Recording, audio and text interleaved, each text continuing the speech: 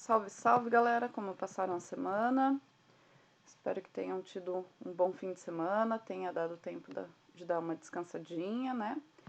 Bora lá então continuar os nossos estudos. Na semana passada a gente trabalhou sobre Oriente Médio e hoje a gente já vai entrar nos estudos sobre o continente europeu. Então aqui nós temos um mapa, o planisfério, né, do mundo todo, para a gente identificar. Não é novidade para vocês, eu acredito que todo mundo saiba onde é a localização do continente europeu. Então, o continente europeu pega, né, ele abrange aqui toda essa região oriental aqui dessa massa, essas porções de terra, né? É uma parte aqui da Turquia e uma parte da Rússia, que são regiões que estão que extravasam, né, para outros países. Então, aqui sobre o tamanho territorial, o continente europeu, né, na história, nós chamamos ele como Velho Continente também, ou Velho Mundo, né?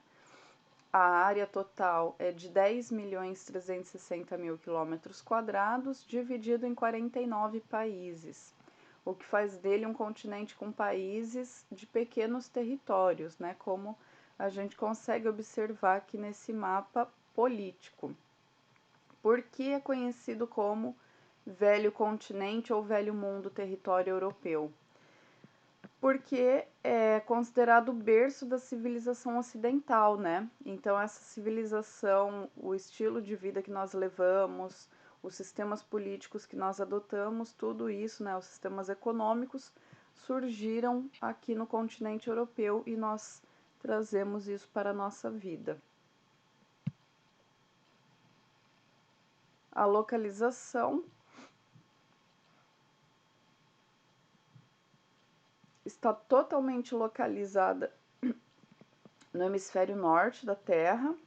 Então aqui nós temos, né, o meridiano de Greenwich e a linha do Equador. Meio desproporcional esse mapinha, né? É que não tá a Antártica aqui, ó, por isso que fica meio estranho. Eu bati o olho, achei estranho. Enfim. Passa o meridiano de Greenwich, que divide a Terra em dois hemisférios, né? E aqui a linha do Equador. Então a gente observa que fica totalmente ao norte, né? Acima da linha do Equador, acima ou abaixo, isso é indiferente, na verdade, é um termo errôneo que nós utilizamos. E uma pequena parte que fica aqui a oeste do meridiano de Greenwich.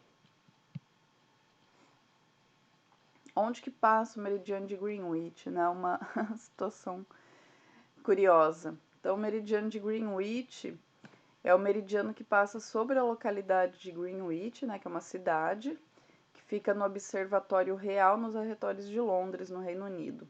E que, por convenção, divide o globo terrestre em ocidental, que é o oeste, e oriental, que é o leste, permitindo medir a longitude.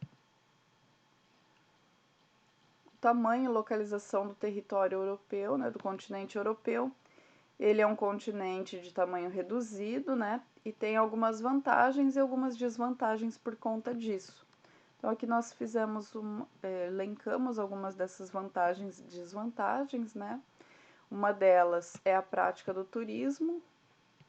Por outro lado, existe o controle da entrada de imigrantes e um controle rigoroso, né? Eu tenho alguns amigos que vivem hoje na Europa, já faz algum tempo, e o processo, sim, eu acompanhei, né? Esse processo de regularização é muito estressante. As relações comerciais é uma vantagem também, né? Já que são países pequenos e as trocas comerciais elas são facilitadas. Por outro lado, né, a desvantagem é a entrada de contrabando e drogas. Facilidade em administrar o território e área reduzida para a agricultura, não só para a agricultura, né, como para a exploração de todos os outros recursos necessários aí para o desenvolvimento de um país, o que faz com que a Europa utilize os recursos em outros territórios, né? Como a gente falou quando falamos de África, quando falamos de Ásia, né? Desse processo de exploração dos recursos. Formação de grupos econômicos é facilitado e a desvantagem é a alta concentração populacional, né? Que as pessoas elas ficam extremamente adensadas. Ontem mesmo eu assisti a uma live da Márcia Tiburi, não sei se vocês conhecem, é uma filósofa formada, né, pela Federal do Rio Grande do Sul, e hoje ela é professora na Sorbonne. E ela estava falando justamente sobre isso, né, que ela estava assim, tipo, num bosque, né, mas contando que era um espaço público, né, porque o espaço das casas, assim, as casas são muito pequenas, os apartamentos muito pequenos. Quando a pessoa mora, né, a família mora em 40 metros quadrados, é um luxo, assim, porque é muito difícil. As janelas são pequenas, então são casas meio claustrofóbicas, assim, porque, né, Paris muito antigo, principalmente ali a região central. Então, tudo, né, todo esse processo de concentração populacional, de cidades centenárias, milenares, né, gera esse processo de racionalização do espaço, né? Uma ocupação mais racional desse espaço. Não é igual aqui no Brasil que a gente tem terrenos grandes, né? Constrói a casa, tem sempre aquela maior parte das casas, né? Dos terrenos tem aquela porção grande de quintal, coloca piscina, né? Esse é oba-oba. Por conta da questão do território, né? O território brasileiro todo é quase o tamanho da Europa. Nós temos 8 milhões de quilômetros quadrados contra os 10 milhões de quilômetros quadrados da Europa, né? Caberiam muitos países europeus dentro do Brasil. Então, o processo de formação do continente africano, de acordo, né, com a teoria da deriva continental do cientista alemão Alfred Wegener, os continentes eles estiveram unidos no passado, formando a Pangeia. E esse grande continente, acabei de falar, desculpa, que significa toda a Terra, né? E uma grande massa de água denominada de Pantalassa, né? Que toda essa porção aqui oceânica. Aí, com o processo de movimentação das placas tectônicas,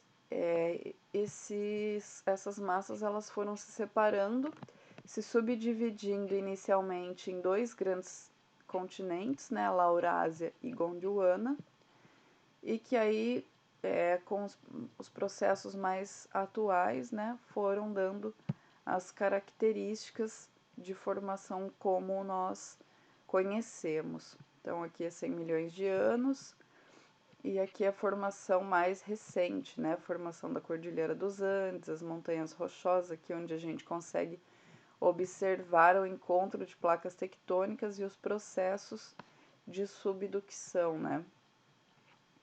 A Cordilheira dos Alpes, a cadeia do Atlas, o Himalaia, enfim. O relevo. Então, nós temos aqui, né, as divisões de relevo, dividido em montanhas, planaltos e planícies. O relevo predominante são as planícies, né? De até 340 metros de altitude, isso é importante colocar. Então, aqui nessas regiões, como a gente mostrou ali no mapa anterior, como a gente viu ali no mapa anterior, são as regiões do encontro de placas tectônicas. Aqui no caso, né, nós temos duas placas que se chocam e fazem um movimento convergente, consequentemente formando aí as cadeias montanhosas dos Alpes, né? A cadeia do Cáucaso também formada por conta do encontro das placas, os montes Urais, mesmo processo. Que mais? Aqui, ó, os Alpes escandinavos também. E em algumas regiões, né, Nessas regiões próximas, sempre de transição entre um relevo e outro, é comum nós encontrarmos as depressões, né? Depressão é sempre aquele relevo que para muito aluno assim não fica claro, né? A depressão é, por exemplo, quando a gente está indo numa determinada região, a região, por exemplo, da Chapada Diamantina. Tem toda aquela formação, né, de planaltos e aí tem toda a escavação do vale, né, da região ali do... Me fugiu o nome. Como se fosse um cânion. Então toda essa porção de cânion, ela é considerada uma depressão, porque ela é um relevo que está em altitude diferente, né, como se fosse uma quebra do relevo. Então, todo esse processo erosivo que removeu essas porções mais friáveis do relevo, né, essas porções mais frágeis das rochas, que foram erodidas, elas são chamadas então de depressão. Aqui, alguns dos vulcões, né? A Europa, em alguns países, é muito comum, principalmente aqui na região de encontro das placas, é muito comum a instabilidade geológica e, consequentemente, a formação de vulcões. O território da Itália é um dos países que mais tem vulcões ativos, né? Ativos assim, dormentes, e que podem entrar em erupção a qualquer momento. Os principais são o Etna e o Vesúvio, como a gente pode observar aqui as imagens. Esse é o Etna, olha a dimensão, né? E é interessante que ele é todo recoberto de neve. Então, ao longe, assim, né, se a gente não sabe que é um vulcão, a gente passa até despercebido. E esse aqui é o Vesúvio. A Eurásia. Então, toda essa porção norte aqui, né, pegando uma parte da Rússia, como eu falei, uma parte aqui da Turquia, que forma o continente europeu, e toda aqui essa porção, né, asiática que forma uma grande porção de terra, né, uma única porção de terra. Mas aí a divisão política aqui que faz, né, os interesses políticos e econômicos, né, que subdividem esse território em europeu, além das questões culturais, históricas, né, os processos de formação, as etnias, enfim, que fazem, né, existir essa necessidade. Mas se a gente fosse considerar mesmo, né, bem profundamente, essas questões culturais, étnicas, a gente poderia fazer outras subdivisões, né, de outros espaços que são bastante particulares. Como aqui o Oriente Médio, essa porção da Ásia que tem outra característica, né, e a porção aqui da Rússia também, que é bem específico. Então é muito curioso essas subdivisões aí dos territórios, né. A Europa, uma visão noturna da Europa, né, essas imagens noturnas, elas são importantes para a gente observar o grau de urbanização dessas regiões, né? Quando nós observamos essa imagem dos pontos luminosos, as conexões, a gente consegue, as conexões, né, entre os lugares, entre as cidades, a gente consegue perceber a dimensão da ocupação do território. Quando a gente compara, né, uma imagem assim da Europa com uma imagem noturna do Brasil, por exemplo, ou até mesmo da África, da China, né? A gente consegue observar, por exemplo, aqui na África, que lembra bem a ocupação do Brasil. A gente, olha só aqui, a gente percebe bem a ocupação ao longo do Rio Nilo, né? E aí o Cairo aqui no Egito, uma densidade populacional gigantesca. E ao norte aqui os países árabes da África, né? Mais para o interior, quanto mais próximo ao deserto, menos ocupado.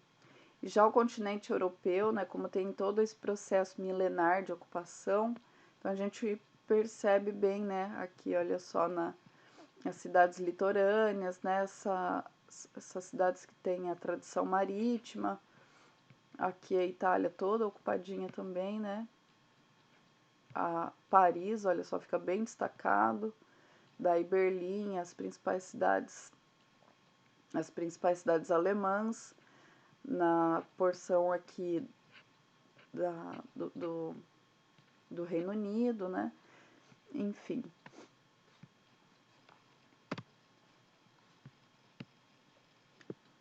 O clima. A maior parte das terras do continente europeu localizam o centro trópico de Câncer e o Círculo Polar Ártico, na zona temperada do norte. A latitude e a continentalidade são fatores determinantes para o clima da Europa, bem como a altitude e a presença da corrente marinha do Golfo. Então aqui, né, é só a localização das porções de terra. Então, a grande massa, né, europeia está entre o Círculo Polar Ártico e o Trópico de Câncer. Então, de norte para sul, os climas que nós temos, né? Observem aqui as correntes marítimas, a influência delas, né? Então, observem que nós temos correntes marítimas quentes, que são responsáveis, né, por manter esse clima não tão frio quanto poderia ser. Então, aqui os climas que nós temos, de norte para sul, nós temos o clima polar, que está ali no azulzinho mais claro. O clima frio, né? O clima temperado, toda essa porção porção maior aqui, né, do continente. O frio de montanha, que vai estar destacado só nas porções mais elevadas do relevo. O clima mediterrâneo, que está bem aqui, né, no entorno do mar Mediterrâneo. E o clima semiárido. Então, aqui nós temos algumas características, né? O clima polar. Os invernos, eles são rigorosos e os verões, eles são bastante curtos. Normalmente, a vegetação dessa região polar são as tundras, né? O temperado úmido, é importante a gente destacar que tem essas duas características, que tem os verões, o temperado úmido geralmente é mais próximo aqui,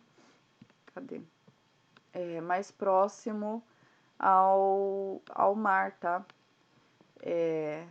Por conta da influência das massas de ar marítimas que vão trazer a umidade e as chuvas. Então, os verões eles são quentes, grande pluviosidade, e os invernos frios, que são suavizados pela corrente de águas do Golfo.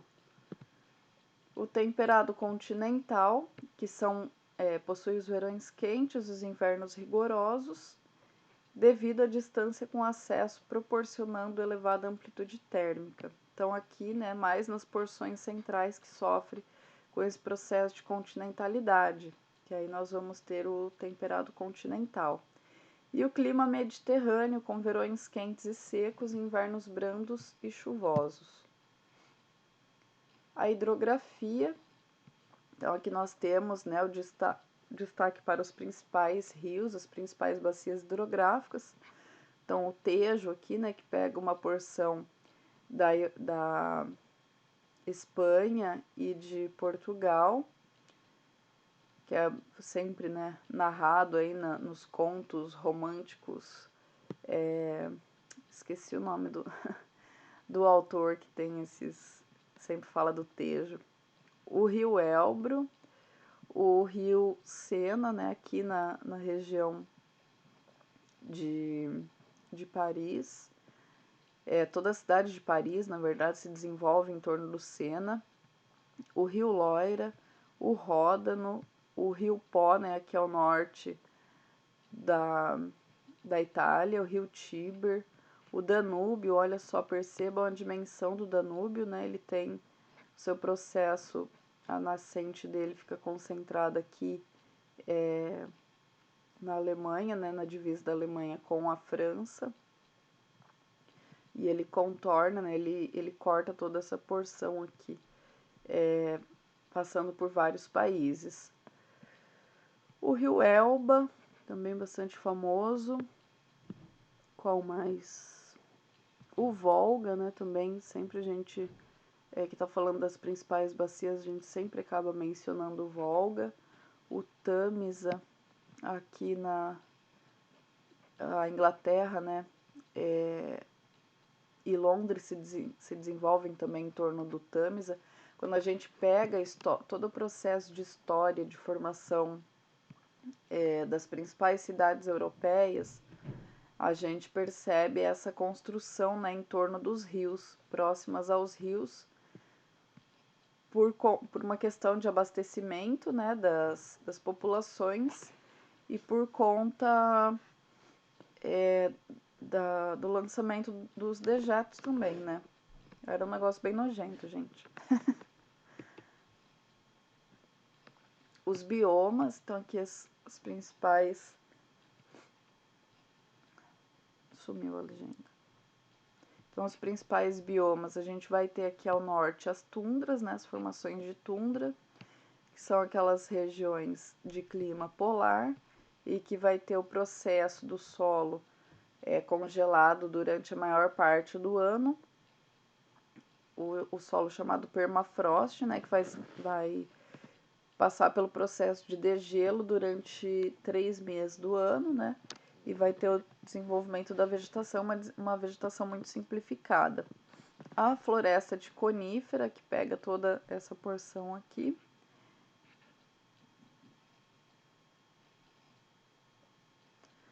A floresta temperada também, né, pega a maior parte do território europeu, de clima mediterrâneo, ali os biomas mediterrâneos, as formações herbáceas e de altas montanhas.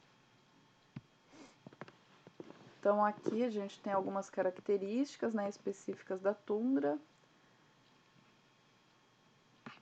Então, se encontra ao norte da Europa, onde o clima é o polar, com verão curto e temperaturas amenas, né, entre 10 e 20 graus. E um longo e rigoroso inverno. As chuvas não passam de 250 milímetros anuais. A precipitação, normalmente, né, ela é mais de neves. A vegetação ela é composta por musgos e líquens, pequenos arbustos e flores silvestres. Uma vegetação que precisa se desenvolver, né, ter um ciclo de vida muito rápido. Ou estar adaptada para as características do ambiente. A floresta de conífera, ou taiga também, né? As temperaturas elas são muito baixas, em torno de 7 negativo, com ocorrência de neves que cobrem o solo por 6 meses. Os verões podem apresentar temperaturas médias superiores a 15 graus. As chuvas elas ficam em torno de 500 milímetros anuais. A vegetação ela é composta por coníferas, pinheiros e abetos, sendo suas madeiras uma fonte econômica, né, e de grande exploração, que leva ao processo de remoção da vegetação natural. Hoje, né, são pouquíssimos remanescentes dessas vegetações naturais na Europa. A floresta temperada, as temperaturas elas aumentam devido às menores latitudes, sendo assim, elas podem ser superiores a 20 graus no verão e no inverno podem chegar a 5 negativo. As chuvas ficam em torno de 750 milímetros e 1.500 milímetros anuais. A vegetação ela é composta por uma maior variedade de espécies de carvalhos, bordos e pinheiros. Algumas árvores são caducifólias, ou seja, durante o inverno e outono elas perdem as folhas.